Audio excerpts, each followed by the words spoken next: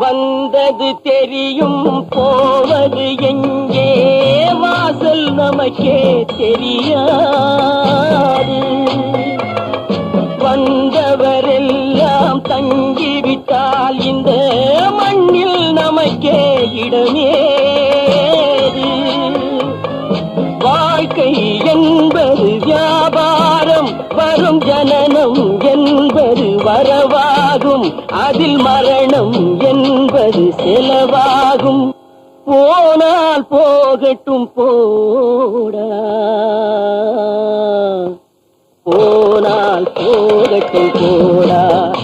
இந்த பூமியில் நிலையாய் வாழ்ந்தவர் யாரடா, போனால் போகட்டும் போடா.